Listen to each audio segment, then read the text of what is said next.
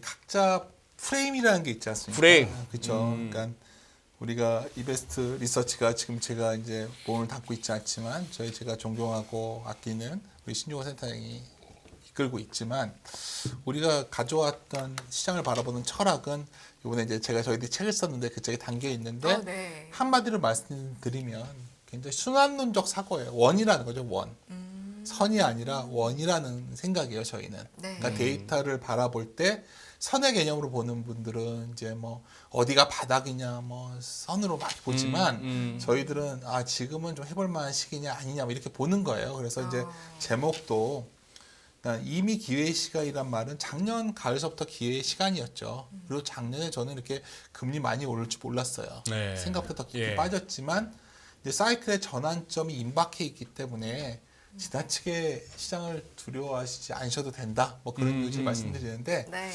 그림 아까 상고하고 말씀하셨으니까 그러니까 상고하고 이러면 이제 막 엄청 많이 올라간다는 거냐 그 얘기가 아니고요. 네. 그냥 시장이 그냥 올라가다가 막 또 멈춰 있다가 또 좀 올라갔다가 또 멈춰 있다가 뭐 이러면서 1년 내내 참 힘들게 한 번씩 전진해 갈 거라는 거죠. 근데 이런 사고가 왜 중요하냐면 요 그림 제가 자주 보여드렸을 거예요. 그러니까 네네.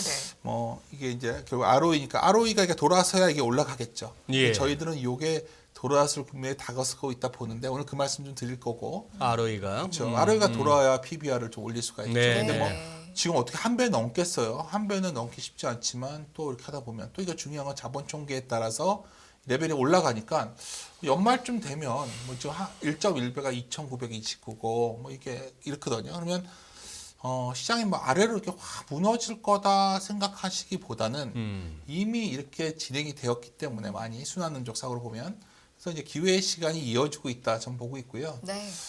그러니까 이런 말이에요. 이 책에서도 했던 말인데 자꾸 그러니까 막 점을 알고 싶어요. 딱 이 점. 그러니까 근데 주식이라는 거는 굉장히 장기적으로 고평가 저평가를 반복하고 사실은 고평가가 된 구간에서 좀 조심하고 네, 예. 저평가 구간에서는 좀 용기를 내는 것 정도. 우리가 할 수 있는 건 그 정도 아닐까요? 뭐 지금 아까 사위원님께서 뭐 지금 장을 좋게 보는 분이 있다, 나쁘게 보는 분이 있다. 네. 네. 사실 그건 무의미한 논쟁이고요. 우리가 지금 이 시점에서 정말 완전히 한번 막 무너질 거냐? 뭐 그럴 수도 있겠지만 저희는 그렇게 생각하지 않는다는 거. 그렇게 생각하지 않으면 너무 매크로 고민하지 말자는 거 일단. 그러면 제가 이제 뭐 요 책을 괜히 소개하려고 했지만 네네. 이 책에 보면 이제 제가 썼던 글이에요. 잠깐만요. 예. 잠깐만요. 한 번만. 너무 빨리 지나가가지고. 너무 빨리 창피해서 지나갔습니다. 그렇습니다. 뭐 한국형 탑다운 네. 투자 전략. 예, 하여튼 원래 책 좀 해서 나왔지만 처음 봬요. 떠나서 그냥 네. 이런 거죠. 네네네. 저희들이 뭐 어떤 식으로 접근하는지에 대해 설명한 책이니까 한번 보셨으면 하는데 그 내용 중에 이런 게 있어요. 제가 서두에 2021년 봄에는 다들 매수 후 보유 전략밖에 없었어요. 그랬죠. 바이앤 뭐, 홀드였죠.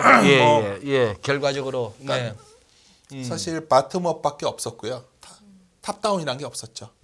그런데 어쩌면 가장 큰 문제는 그때 들어오신 입문자분들이 시장은 쉽게 이길 수 있으라 망상을 심어준 거예요. 아니, 이분들이 지금 완전히 반대로 돌아선 것 같아요. 근데 중요한 건 사실 이때 어쩌면 조심해야 되지 않았을까요? 왜 조심해야 됐었냐? 비쌌으니까요. 그렇죠. 반대로 작년 가을과 바로 이 시점 제가 그때 글을 쓰면서도 작년 가을만 해도 딥밸류 주식이 넘쳐났거든요. 싼 주식들이. 싼 것들이. 근데 사람들은 매일매일 매크로 얘기밖에 안 하고 파월 의장이 무슨 말 했는지 얘기하고 다들 그러고 있다는 거죠. 그러니까 제가 드리고 싶은 말씀은 어쩌면 이 사이클 상으로 보면 지금은 지나치게 매크로에 몰두하면 어쩌면 우리가 투자 판단에 약간 미스할 확률이 매우 높다는 거예요. 우리의 고민은 그러니까 우리가 관심은 대략적으로 여기서 그리고 뭐 이런 얘기들이신 것 같아요. 한 번 더 빠진다. 그럼 얼마 전까지는 2,000 밑에 얘기하겠지만 요즘은 또 한 2,200 정도들 얘기하시는 것 같아요. 네. 그게 무슨 의미가 있냐는 거예요 지금. 그러니까 이건 아무도 알 수 없는 거고 네. 지금 이 점에서는 오히려 어쩌면 사이클상을 봤을 때 턴어라운드 되는 거에 대해서 베팅이 시작됐고 이미 지금도 이어지고 있다요. 그런 걸 좀 말씀드리려고 하는데 네. 제가 이제 가장 직관적으로 보여드릴 수 있는 그림 그리고 여기에서도 자주 보여드리는 그림 가져왔는데 이겁니다. 우리가 왜 극단에서 좀 벗어났냐 생각해 보면 작년에 우리가 원달러 환율이 1,440원 갔었잖아요. 그래서 우리가 이때 다들 이게 1,500원 간다고 얘기했었지만 지나고 나서 보면 지금 뭐 1,300 좀 다시 위에 올라갔지만 뭐 1,200원 갔다가 다시 1,440원 넘어갈 것 같지는 않거든요. 네. 난 물론 뭐 이렇게 될 수도 있고 알 수 없죠. 뭐 속단은 할 수 없지만 원달러 환율이 어떤 우리가 굉장히 원화가 약해졌을 때 우리의 의미 있는 변곡점이 나왔는데 네. 이번에도 그러했을 확률이 매우 높다. 어허. 그러니까 순환적 사고로 보면 하여튼 뭐 자기 무너진다 이런 고민을 하시지 말라는 거죠. 네. 이걸 좀 더 바꿔서 더 우리 주식에 가깝게 코스피를 달러로 바꿔서 보고 있으면 저는 이런 생각이 들어요. 뭐 이러고서 여기서 이렇게 계단식으로 상고하고가 그거든. 요 정도만 가져도 1년에 걸쳐서 갈 수 있지 않을까요? 그리고 저 채널의 중간선까지만 가더라도 하더라도. 그러니까 달러로 놓고 보면 외국인들이 여기서 매우 매력적으로 느꼈을 거고요. 굳이 외국인들이 세게 안 팔 것 같거든요. 그리고 뭐 상황에 따라서는 뭐 MSCI 뭐 이슈가 나오거나 그럴 수도 있고 뭐 여러 가지가 있겠죠. 뭐 글로벌 유동성이 좀 우호적으로 좀 요즘 보강되고 있는데 네. 그러면 사겠죠. 어허. 그러니까 여기서 우리가 첫 번째 말하고 싶은 어떤 이슈는 네. 달러가 다시 엄청 강해질까? 앞으로 뭐 만약 채권 하시는 분들은 이제 달러가 엄청 다 킹 달러 말은 최소한 사라진 것 같거든요. 그래서 이제 첫 번째 이제 좀 데이터를 보면 재미있는 데이터 무브라는 게 있어요. 전에 한번 여기서도 보여드린 네. 채권 변동성이죠. 네. 마치 저 증시의 뭐 빅스처럼 빅스 같은 겁니다. 예. 예.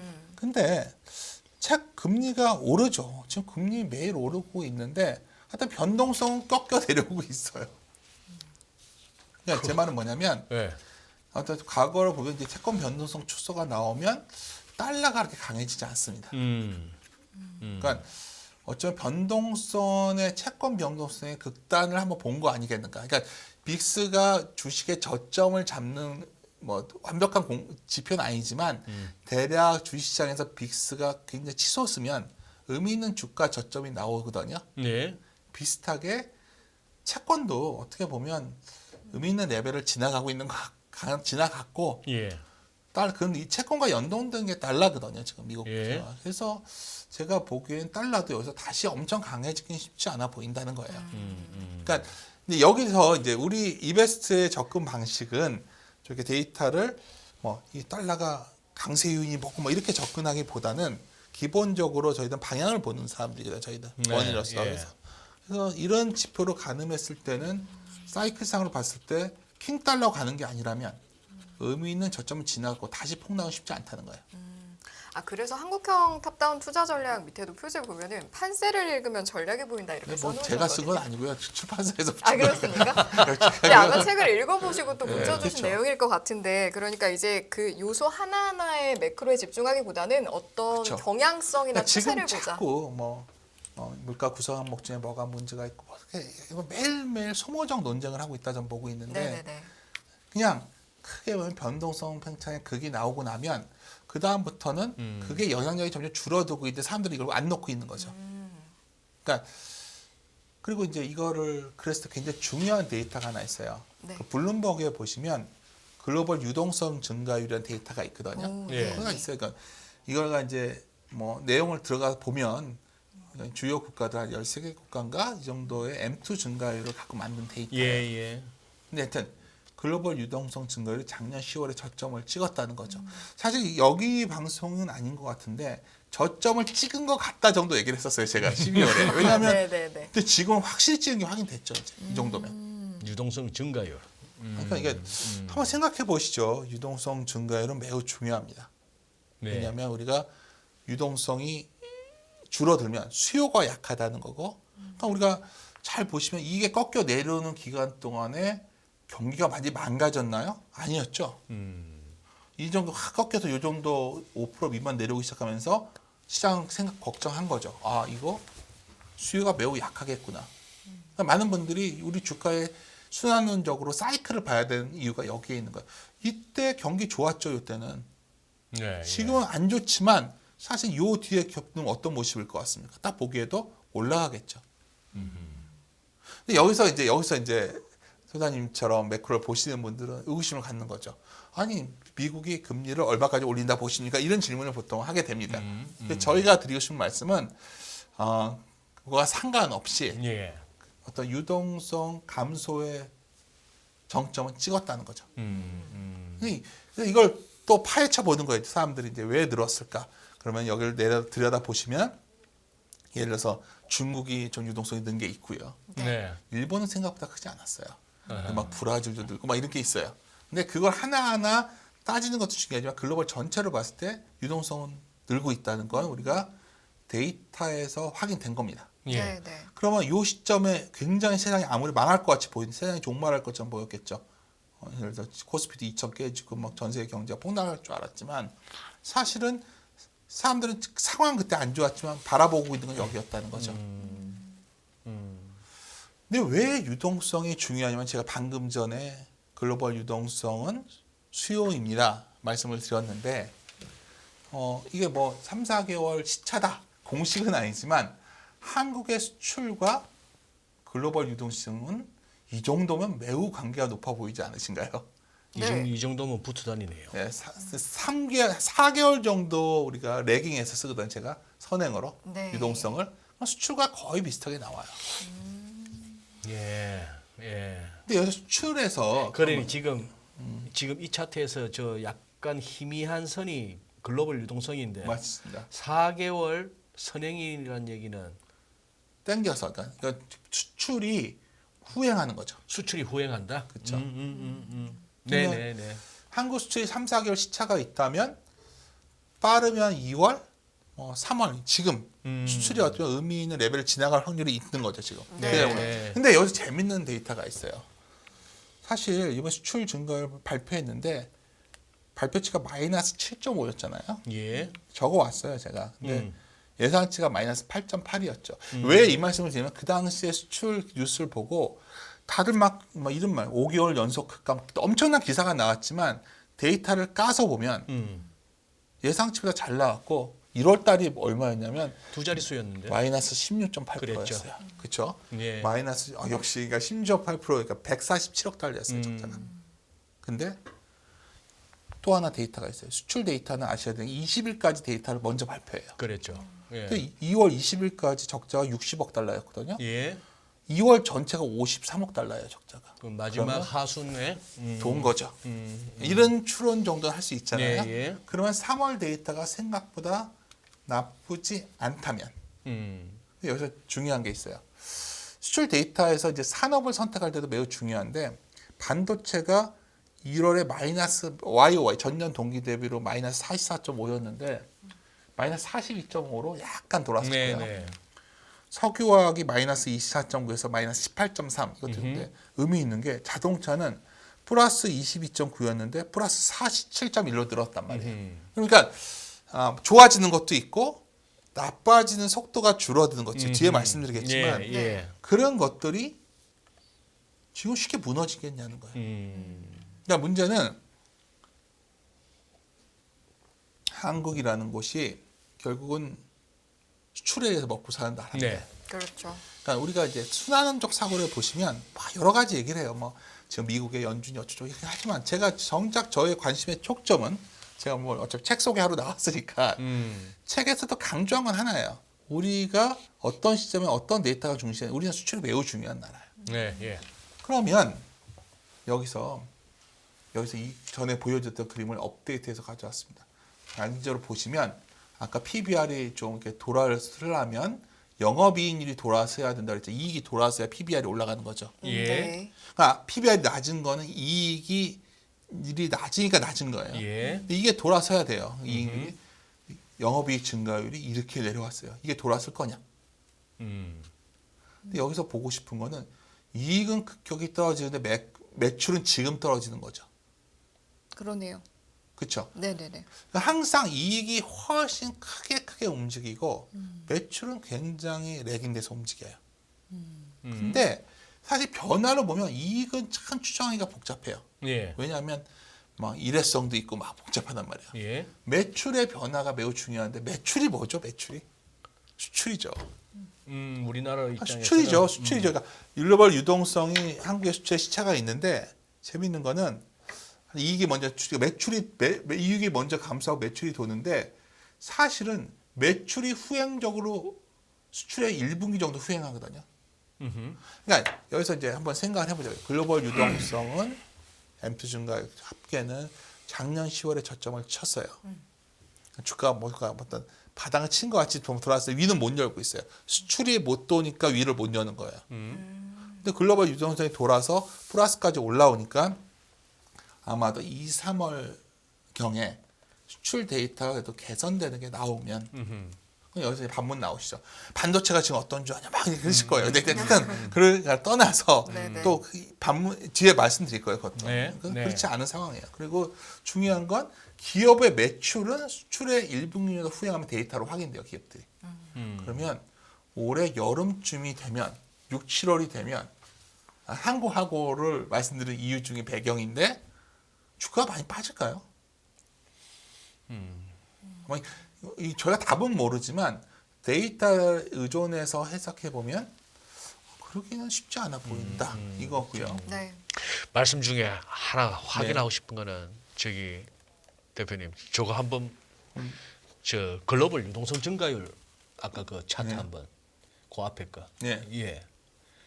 야, 이게 이제 새삼스러운 게 네, 지금 Y축을 보면은 전년 대비 유동성이 네, 몇 퍼센트 늘었냐가 이제 제로 중심으로 해서 플러스 마이너스인데 이게 예를 들어서 유동성 증가율이 저 언제입니까? 2021년 저 무렵에는 1년 전보다 유동성이 한 20% 가까이 확 저 꼭지에서 꺾이지 그렇게 하다가 15, 15% 이렇게 떨어지긴 합니다만 저게 어쨌거나 그래도 전년비 유동성이 10%든 5%든 네, 늘었죠. 늘었는데도 불구하고 증가율 자체가 떨어지는데 주식이 그렇게 꼬라박았어요. 그러니까 놀라운 거예요. 진짜 놀라운 수다님이 거예요. 깜짝 놀란 게 예.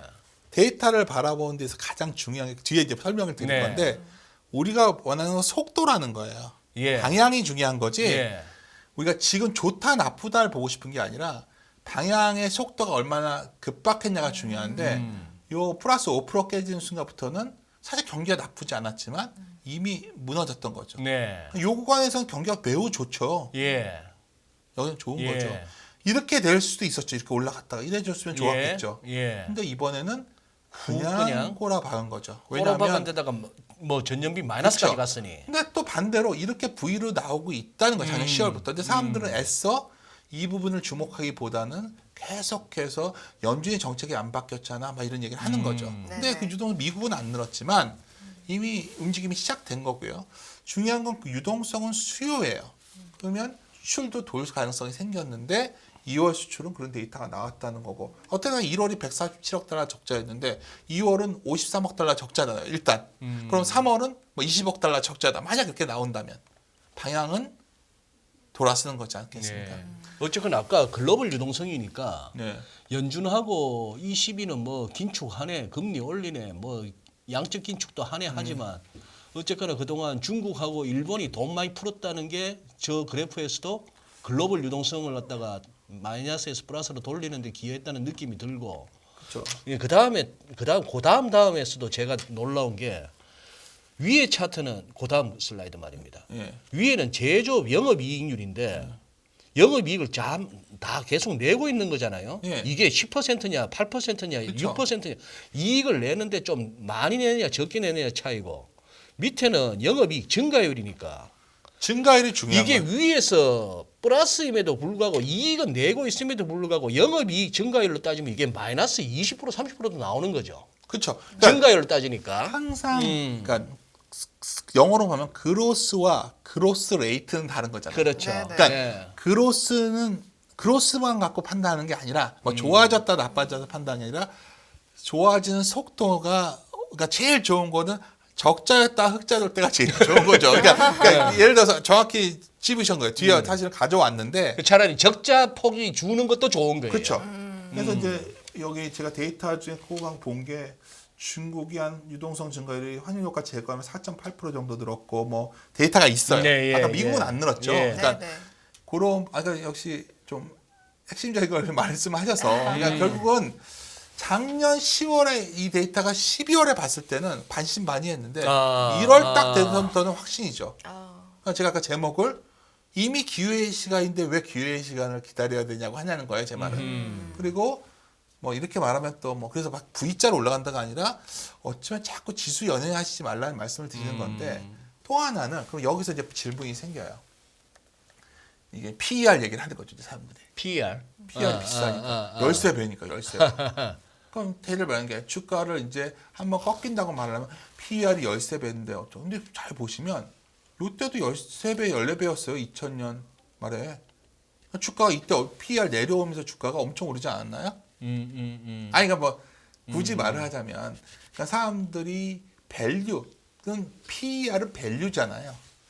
근데 지금 예. 우리가 뭘 보는 거냐면 유동성이 돌아서면서 이익이 돌아설 수 있냐 아니냐를 보는 거지 PER이 높고 낮음을 보는 게 아니라는 거죠. 그러니까 높고 낮음은 PBR로 어느 정도 보는 거고 여기 보시면 PER이 이렇게 높은데 이 아래가 뭐냐면 초과 유동성이에요.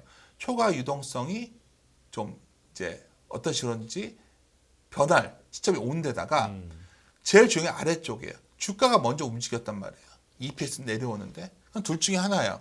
PER 비싸고 보는 사람은 이게 이 주가가 EPS 내려오는 걸 쫓아 내려갈까라고 얘기하지만 예. 많은 경우에는 주가가 먼저 반등하고 이익이 바닥을 찍고 돌아섰었어요. 지금까지. 그러니까 주가 이익이 선행한 적은 없어요. 주가가 선행이나 동행을 한 거지. 여기 보시면 검은색 선은 이익이고 파란색 선이 주가니까요. 이게 시사하는 바가 뭘까요? 그냥 그 상황에 대한 부분일까요? 그 현상 자체가 그러니까 제가 그렇다라는 드리신 말씀은 부분일까요? 지금은 PER 밸류에이션을 보는 시기 아니라 아까 유동성이 바닥 찍고 네네. 돌아서서 기업이익의 바닥이 다가오고 있냐를 보는 거예요. 그러니까 더 단적으로 얘기하면 하이닉스 적자인 거 다 아는데 하이닉스가 언제 이제 적자 폭이 축소되냐를 보는 시기지 이제 전환될 하이닉스가 때냐? 뭐 얼마 적자가 더 이걸 보는 시기 아니라는 거예요. 전환의 시점. 그쵸. 네. 근데 여기서 이제 변화가 이제 어디서 또 변화가 생겼냐? 요새 이제 중국 쪽이 좋으니까 이게 이익이 돌아서려면 여기서 또 중요한 게 쌓인 재고가 털려야 될 거 아니에요. 그렇죠. 재고. 근데 재고하면은 떠오르는 게 중국이에요. 근데 중국이 PMI가 잘 나왔어요. 예. 엄청 잘 나왔죠. 근데 아주 이제 잘 나왔죠. 예. PMI가 지금 52.6이 나왔는데 원래 50인가가 컨선이었으니까 잘 나온 거죠. 근데 이제 그거보다 여기 보면 철강의 재고예요, 중국이.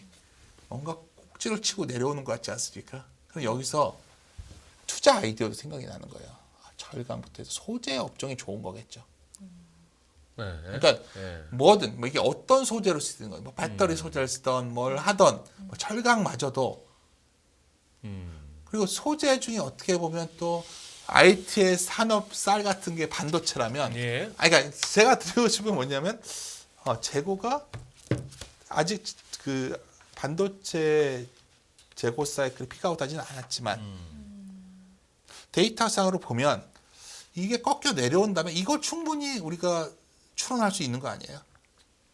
우리가 작년 말에 제가 여기 나와서 아마 그때 M2 증가율이 돌 수 있다 말하는 정도예요, 지금. 근데 이게 만약 이렇게 과거처럼 내려가기 시작하면 여기에 확실히 계절성이 있구만요. 철강 그렇죠? 재고에. 그럼요. 네. 이거 정확히 또 말씀하시는데 예. 완만해지는 타이밍이 왔고 예.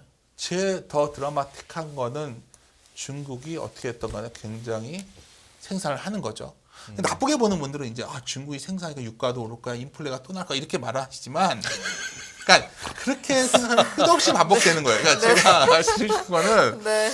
뭐 그렇게 볼 수도 있죠. 어. 근데 정작 중요한 건 지금의 관심사는 유동성이 돌면서 어쩌면 이런 소위 여러 가지 사이클들이 재고가 털려가면서 이익을 바닥을 치는 그걸 찾는 게임이라는 거예요, 지금. 그게 만약 그게 된다면 네. OECD 선행지수가 이제 저점을 치고 올라오겠죠. 그러면 이거 다 변화되고 난 뒤에 투자를 하시겠습니까? 그러니까 많은 사람들 쉽게 말해요. 뭐 이게 돌아섰을 때 투자해야 된다. 그게 웃긴 얘기인 게 그건 굉장히 시차를 두고 나오는 거예요. 사실은 그걸 확인하고 나면 늦는다는 말이 그래서 나오는 거예요. 그러면 우리가 이제 다들 이렇게 그리는 그림 많이 오이스텐스가 돌 때 해야 된다 그러는데 이 그림이 발표가 레깅이 있을 뿐더러 저런 것들이 변해야 나중에 변한다는 거예요. 네. 더 웃긴 거는 하나 예를 들면 오늘 어차피 데이터 우리가 책에서 데이터 다른데 오이스텐스 이 데이터는 계속 리비전돼요 항목이. 예. 그러면 나중 되면 다 잘 만든 것처럼 보여요. 리비전돼서. 그러니까 그렇게 본다면 이제 여기서 포인트로 봐요. 아까 내가 놀란 게 사실은 이 얘기를 하고 싶었던 건데 아까 소장님이 말을 꺼내신 거예요. 예. 성장과 성장률은 다르다는 거예요. 아까 그로스와 그로스 레이트. 그러니까 우리가 추구하는 거는 모든 어떤 뉴스나 이벤트나 어떤 변화가 알려지기 전에 수단론적 사고로 결정을 해야 되는 거예요. 그러니까 우리가 2021년 봄에 모든 게 좋아 보였지만 이게 수단론적 사고로 거의 정점에 와 있다면 도망가기 시작했어야 되는 거고. 작년에 어느 시점부터 물론 작년에 생각보다 더 많이 빠져서 제 생각보다는 하지만 여하튼 내일 가을 이후에는 확실하게 거의 유동성 증가를 지금 바닥에 왔다면 돌아서는 거예요. 그리고 여기서 데이터를 오를 때지만 상승은 계속 상승하잖아. 이게 좋은 거냐는 거예요. 일정하게 상승하면 플랫밖에 없어요. 성장률은 이해하셨어요? 예. 조금 더 늘어나게 성장하는 게 좋은 거겠죠. 예. 예. 늘어나도 줄어들면 아까 뒤에 예. 밀리는 이러면 최악인 거예요. 아, 그러니까 중요한 건 MOM이나 YOY로 증가하는 속도가 유지되는 지금은 그걸 찾는 게임이기 때문에 제일 좋은 거는 여기서 플러스에서 마이너스 전환이 최악이었잖아요. 반대가 뭐죠? 마이너스에서 플러스 전환. 플러스죠. 네. 그렇죠. 그러니까 사람들이 하이스를 7만 원에 산 거예요. 아니, 그러니까 여기서 제일 답답한 거는 막 하이니스가 적자가 나는데 왜 오르냐. 9만 원, 10만 원 가기 쉽지 않겠죠. 근데 다시 어느 사이클이 와주면, 그러니까 그런 사이클들이 지금 이번에 적자 난 기업 중에서 그렇게 꽤 나왔다는 거죠. 그러니까 우리가 확인할 수 있는 거는 왜 그런 움직임들이 지금 주가에 발현되고 있냐는 거예요. 결국 이 시장이라는 거죠. 이 성장, 그로스 레이트를 보는 시장에 들어간 지가 꽤 됐어요. 근데 다들 그로스만 보고 있는 거예요.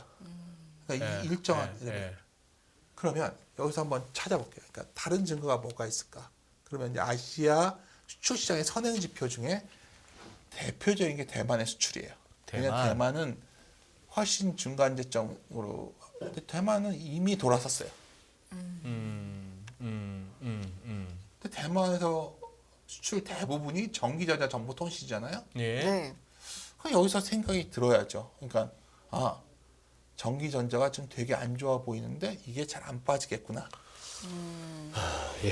예. 이게 아까 순환론적 사고로 미리 데이터로 보자고 했는데 예. 그걸 이번에 대만의 지표를 보면서 지금 추론을 그러니까 하시는 사실은 거예요. 순환전 지표는 앞에서 계속 보여드렸는데 다른 증거들도 찾는 거죠. 우리가 데이터 디펜던트 여러 가지 근거들을. 네. 근데 예를 들어서 아시아 수출, 그러니까 전 세계 경기의 카나리아, 탄광성의 카나리아를 한국을 얘기해요. 코스피를. 네. 수출이 의존도가 높으니까. 근데 우리 한국도 결국은 좀 더 우리가 비슷한 나라를 대만은 더 익스포저가 큰 나라니까 네네. 대만은 벌써 이렇게 돌고 있다면 그러니까 이런 거죠. 사람들이 막 기업들 보고 있으면 최악으로 보이고 막 끝이 안 보이고 망할 것 같아. 선으로 보는 거죠. 아까 막 진짜 이제 큰일 날 것 같아. 근데 저는 조심스럽게 이 원으로서 보는 사람들은 요 다음 유명이 보이는 거죠.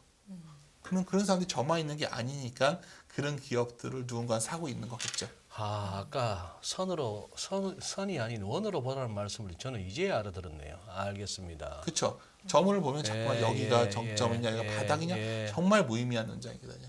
그러니까 근데 그러다가 지금 아까 성장과 성장률은 다르다. 거기에서 확 느낌 오네요.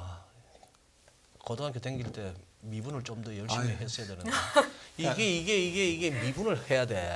그러니까 순환적 사고의 핵심은 예.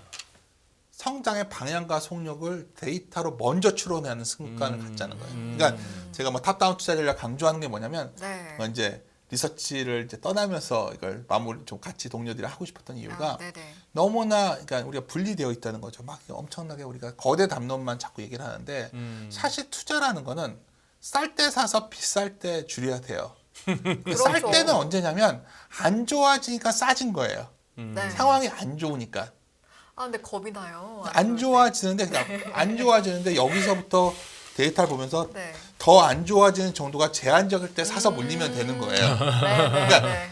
더 아주 좋아 보이는 베스트죠. 게 더 네. 좋아지는 게 제한적일 때 줄이기 시작하는 거예요. 그냥 네. 원으로밖에 알 수 없죠. 근데 사람들은 내가 여기서 정확히 팔고 여기서 바닥에 다 예언자가 되고 싶은 거죠. 그러니까 딱 얼마가 오면 사고 막 이런 거는 사실은 그럴싸해 보이지만 사실은 우리 확률로 접근하는 투자 방식은 아니죠. 그러면 여기서 이제 고민이 생겨요. 여기서 이제 이런 얘기만 했는데, 야, 이 고민이 데이터 보면 중국 수출 비중이 계속 떨어지니까 중국 쪽이 좀 좋아지고 있다는데 고민이 네. 되는 거죠. 이해하시겠죠?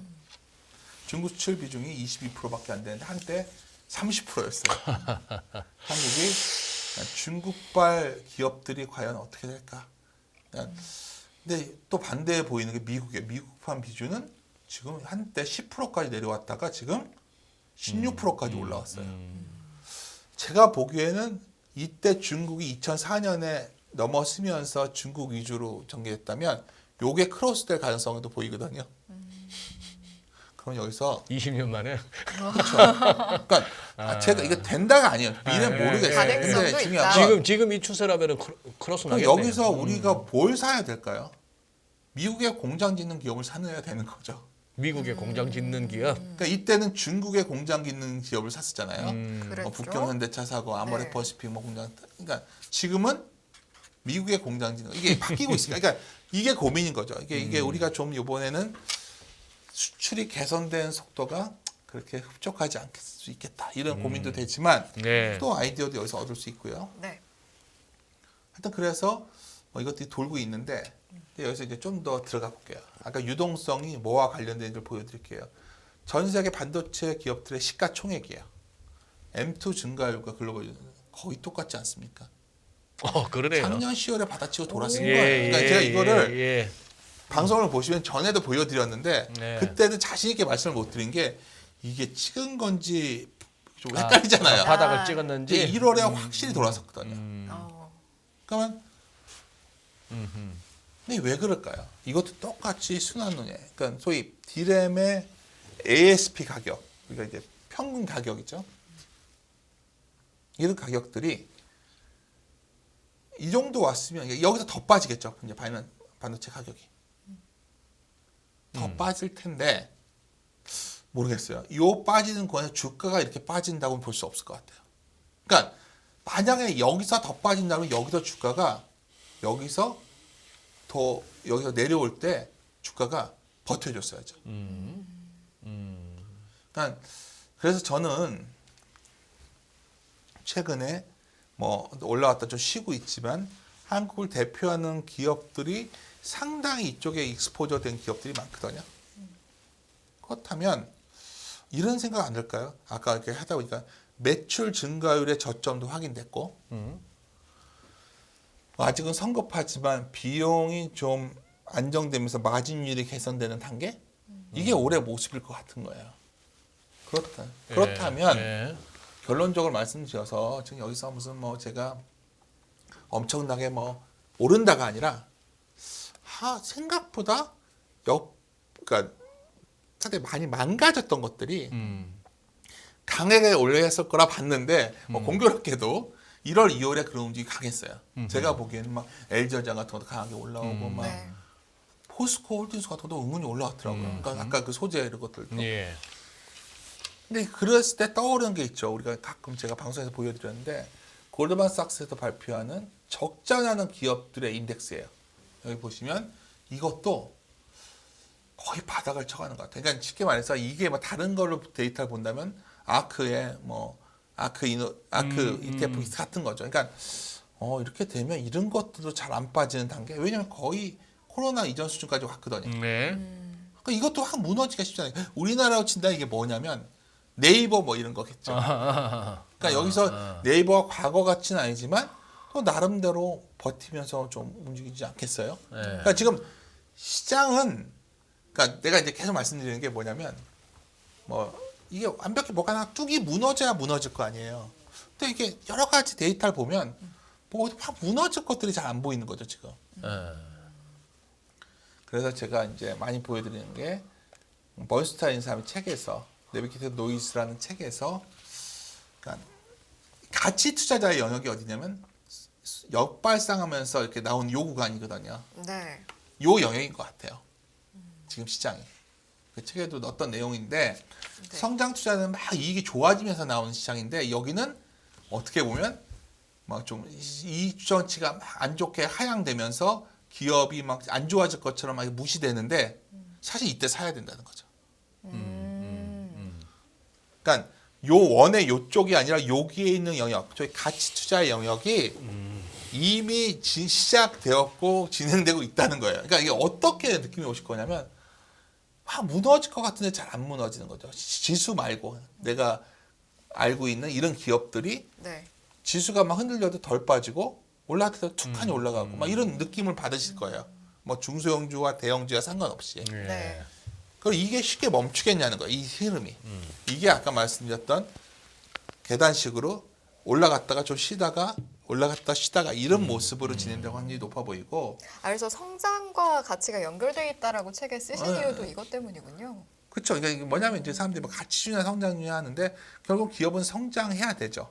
해야 되는데 그러니까 어떨 때냐면 막 주가가 막 성장되는 거에 베팅할 때가 있죠. 막 우리가 코로나 이후에 막 이제는 무형제 경제가 왔으니까 그쪽에 베팅해야 돼. 이런 시장이 그랬었죠. 바로 그게 네. 성장 투자의 시대인데 이거는 어인 쇼크 나면서 끝나는 거예요 보통. 그래서 이번에도 이렇게 나왔죠. 근데 이제 요번 지금 이 밑에서 돌 때 사이클, 턴어라운드 사이클은 다른 말로 하면 역발상 투자 이런 표현을 쓰지만 핵심은 뭔가 소외되고 무시되고 있는 것들이 돌아서는 거예요. 그러니까 이게 약간 그런 거 있잖아요. 절강 같은 게 뭐 막 이런 느낌의 것들이 지금 알게 모르게 막 네. 움직이고 있는 거예요 지금. 네, 네. 아까 그래서 이런 것들은 굉장히 밑이 단단해요. 이렇게 뭐 V자로 올라가진 않지만 올라갔다가 뭐 이러고 올라갔다가 이런 모습이 네.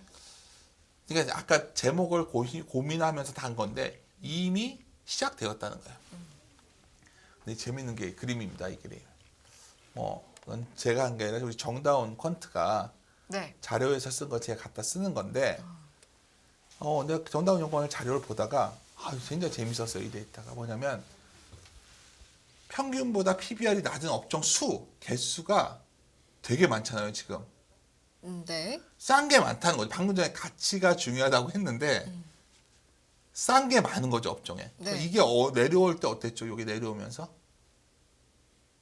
여기 내려올 때 주가는 강력하게 움직여요. 그러니까 그랬네요. 그러니까 지금 이거는 우리가 느낌으로 할 게 아니라 최근 3년 평균 대비해서 PBR, 현재 PBR이 그 평균보다 낮은 거, 그 숫자가 이렇게 많아요. 지금. 그러게 항상 코스피 주는 좀 상승하고 있는 모습이었네요. 이럴 때. 그러니까 싼 게 많으니까 싼 게 정상 가격을 가면서 코스피가 올라서는 거죠. 아하, 정상 가격으로 돌아가면서. 그렇죠. 그러니까 쉽게 말씀드려서 궁금한 건 네네. 이런 질문이잖아요. 주가가 지금 엄청 오른 것 같은 거예요.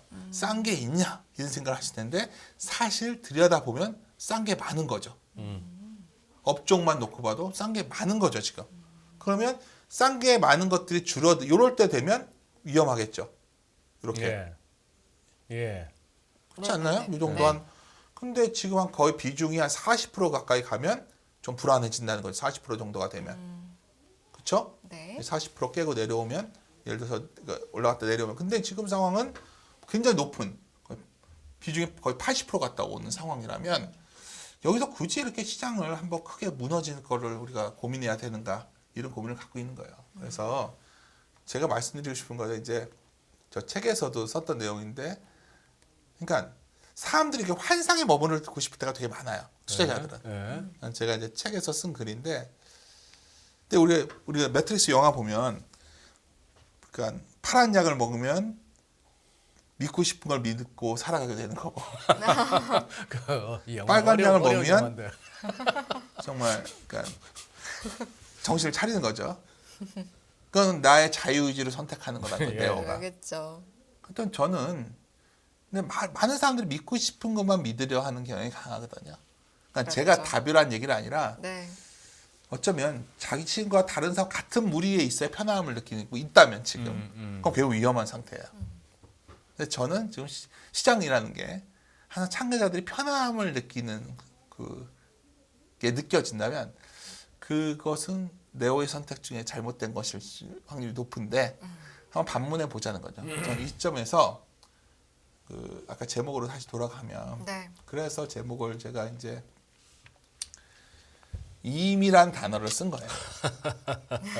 그러니까 뭔가 큰 기회를 잡으라고 하시고 계시지만 어쩌면 지금도 싼 업종이 꽤 보이고 기회 시간이 하루하루 보면 되게 부진해 보이지만 아마도 올해 연간을 놓고 본다면 우리가 매크로에 몰두할 시간을 다른 쪽으로 좀 관심을 돌리기만 하더라도 좀 더 편안하게 시장에 접근할 수 있지 않을까. 그래서 제가 말씀드리지만 아까 이제 소장님도 말씀하셨는데 정과 선은 알 수 없지만 원의 있는 정도 알 수 있다. 이게 다른 말로 하면 워렌 버핏이 했던 정말 유명한 말 있지 않습니까? 나는 비관론을 좋아서가 아니라 비관론이 초래한 가격을 사랑하는 거예요. 그러니까 지금 우리 시장에 과연 얼마나 시장을 낙관할까요? 그러니까 지금 아주 좋게 보는 사람은 2,600 가는 건데 저희들도 그러고 있어요, 사실. 그러니까 저희가 뭐 3천 간다 얘기하는 하우스가 아니라는 거예요. 제가 그러니까 이건 제가 드리고 말씀은 근데 이것으로 인해서 초래한 가격들은 현재도 상당히 매력적인 것들이 많다. 오늘 드리고 싶은 어떤 최종 결론이 아닌가 생각합니다. 전례 없는 금리 인상이죠. 환율 너무 어려워요. 결론만 알려주세요. 당신은 외환 모태솔로입니다. 환율 그동안 너무 어려우셨죠? 이제는 쉽다 말할 수 있을 거예요. 오늘부터 환율과 썸 타시겠습니까?